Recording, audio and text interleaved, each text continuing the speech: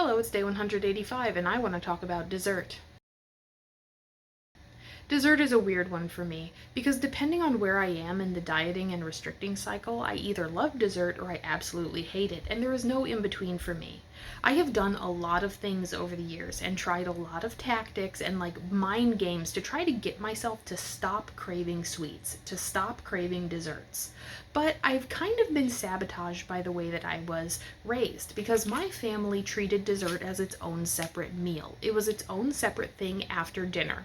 We would eat dinner at about 5, and then dessert would come at about 7 or 8 at night, and it would always be like the whole family would come. It was not optional. Everybody had to sit down at the table and eat the slice of cake or the ice cream or the brownie or whatever. And that was like a fun time. That's when we'd tell jokes and play games. That's when we would gossip. So I do have a lot of good memories associated around that time of the day, right? But the problem came when I started to really seriously try to restrict and diet. I would try to convince myself that I didn't want a huge dessert, right?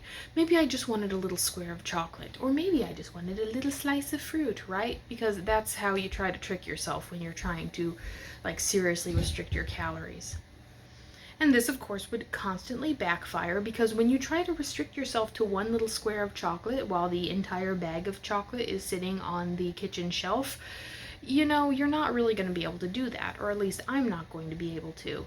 Dessert time led to a lot of binges in my serious diet and restricting days because that's just sort of the way I trained myself to be. I would eat all of my calories for the day. I would get to my calorie goal of 1200 calories, and then I'd try to stop myself with this little tiny brick of chocolate, like that was going to work. But the fun thing for me is intuitive eating, because with intuitive eating, I have come to realize that I don't actually like sweets as much as I thought I did. I believe that I was one of those people who, if left to her own devices, would eat nothing but sugar until I eventually died of diabetes in 2 years' time, right? But that's not the way I am at all. I find nowadays that when I really ask myself what I want for dessert, more often than not, it's okay, I want a cup of really nice decaf coffee, right? Because I'm one of those people. I drink decaf, don't judge me. I want some decaf coffee with some sweet cream. That sounds beautiful. But the problem comes with that non-optional aspect of dinner with my family.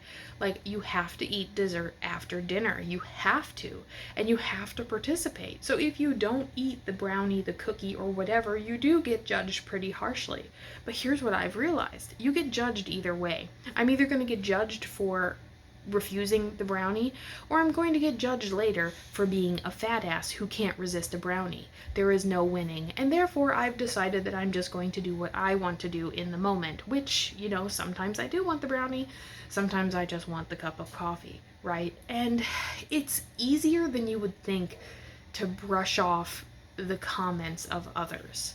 I think that's something that if you do have a lot of weight anxiety and diet anxiety and just anxiety in general, it's only scary until you do it. It's only scary until you tell people, hey, none of your business, leave me alone. And then it kind of dissipates. And with that being said, I ate a handful of chocolate chips for dessert tonight. Go me, I'm just the best, aren't I?